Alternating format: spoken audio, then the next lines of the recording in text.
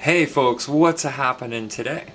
Welcome to the Daily Random Vlog, Random Andrew here. Before we really jump into any kind of vloggy type materials, I would like to actually take a moment just to mention, with all these school shootings and stuff happening in the States and whatnot, right, and this is not something that I usually would put in the vlog, but there's some pretty crazy stuff coming across social media in the aftermath of all these shootings.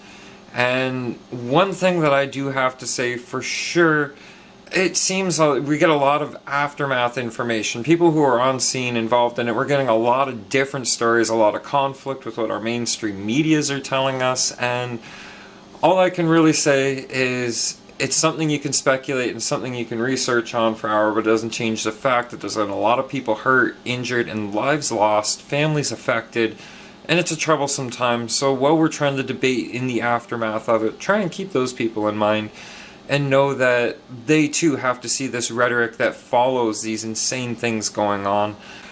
I just wanted to say my quick piece. Anyways, I hope this little quick intro piece doesn't ruffle any feathers. I just wanted to say my part on it and remember that in all this aftermath and rhetoric, there are people that have to sit and listen to this that were drastically affected by this. So let's keep that in mind. On with regular positive material. So yeah, again, welcome to the Daily Random Vlog. Today I am working on the deadbolt. My steering quit on me last night, if you've seen yesterday's vlog. Sorry for the late post, but it's up regardless. My steering quit a couple houses away. I got it home later on, I pulled the servo out, and it turns out the fix I had to do about a month and a half ago let go. Actually, the solder held, but the wire severed again. Same spot. I don't like that it's doing that, but there's nothing I can do about it. I don't know why. I don't see anybody else's SCX10s doing that. So I'm putting a different servo in it. I'm going to throw the Arma 7 servo. Hang on. Is it an Arma servo? This guy right here. Maybe I'm just calling it an Arma servo because it's red. We ain't going to get a focus on it. Oh, there you go. Okay, I'm going to put this guy in it. It says it's waterproof. I'm still going to put the liquid E-tape around it just to be on the safe side. And this will have to sit without a servo for now, but I'm sure when the time comes, I'll have that Tactic servo fixed again. And we'll just put the Tactic one in here and put the stronger servo in the deadbolt. And then after I fix the deadbolt, I got to tackle... Oh, geez, hang on.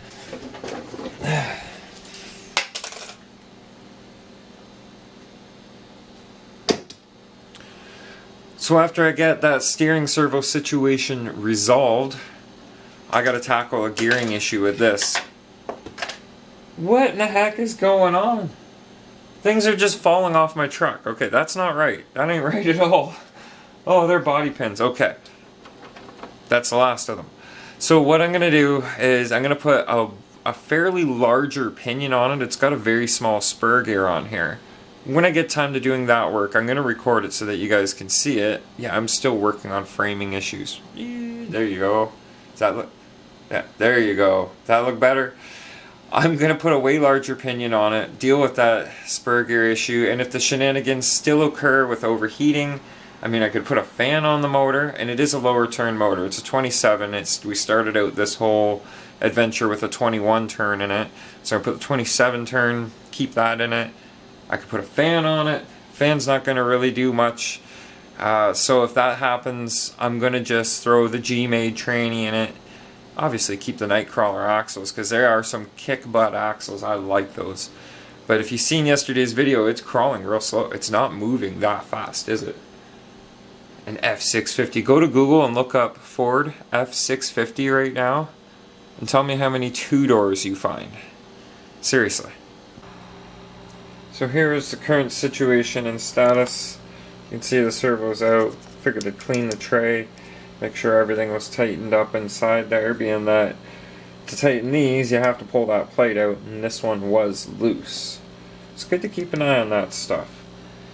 So I've got everything pulled back out of the way. Turns out my receiver box wasn't sealed, and well, my receiver was wet, and when I looked down inside the pins, see if I can't get a focus out of her. There you go. It was pretty filthy down in there, but I've done a pretty decent job of cleaning the bluish white corrosion that starts forming. It's kind of greenish white. It'll start forming inside on those pins, and as soon as that happens, it decreases the amount of, it adds resistance to the electrical signal, and then making your stuff not work right. So yeah, keep an eye on that kind of thing. You could just waterproof this, I suppose, but it's just too much work. So I'll just mount it in here like so, and then waterproof the box itself. I'll do an actual seam around here, get the lid on really quick, tighten it down, and voila, that'll take care of that.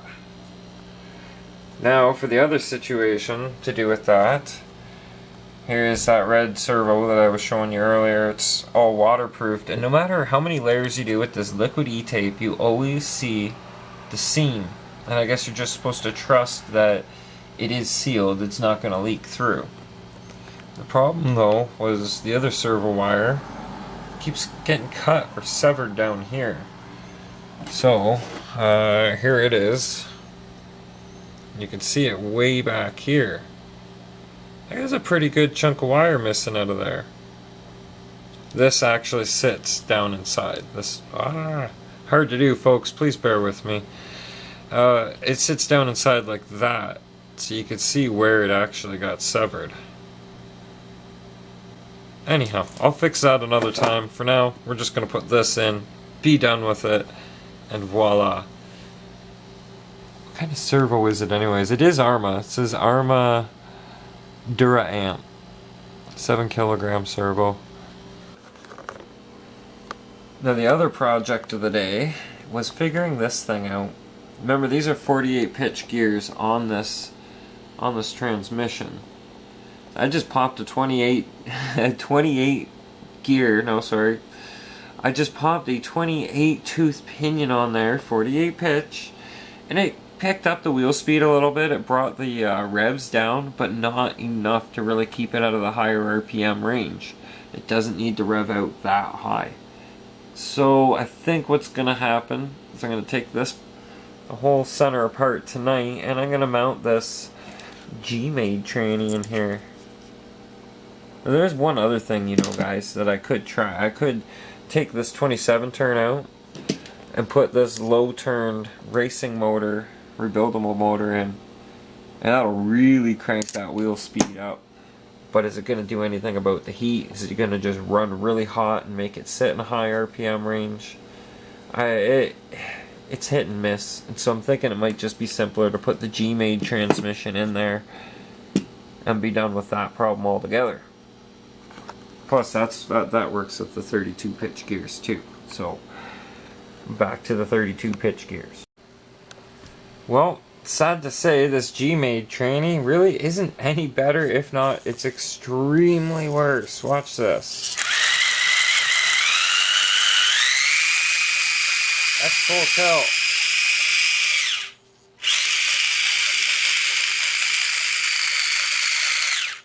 What in the heck? Okay, that's it's got a decent sized pinion, 32 pitch on there, and it's low, and it's also, you try turning and going forward,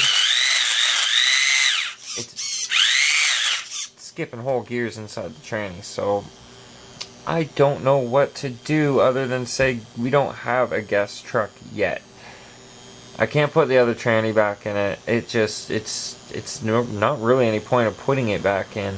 And this is even slower. So I don't know. I just don't know.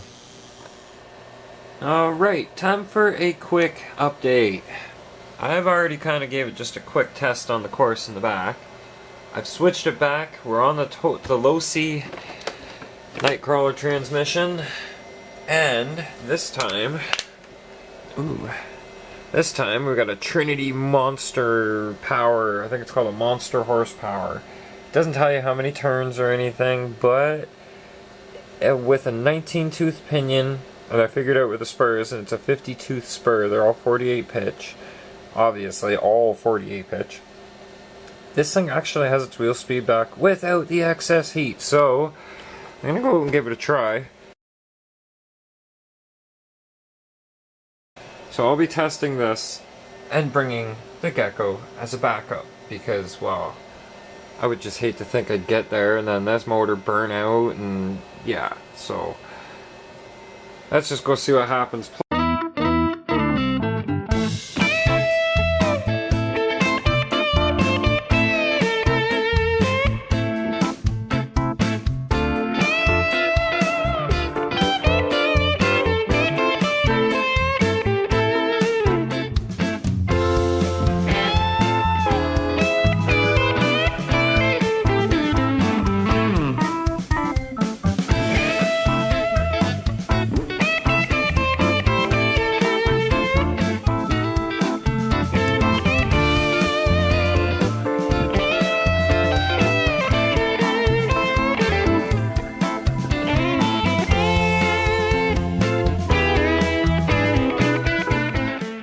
Back home, things didn't go quite as well with Guest as I was hoping, but I mean, I should have by now kind of figured it would happen again.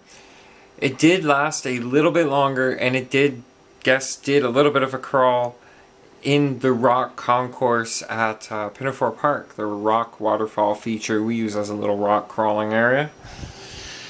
Hang on, bear with me.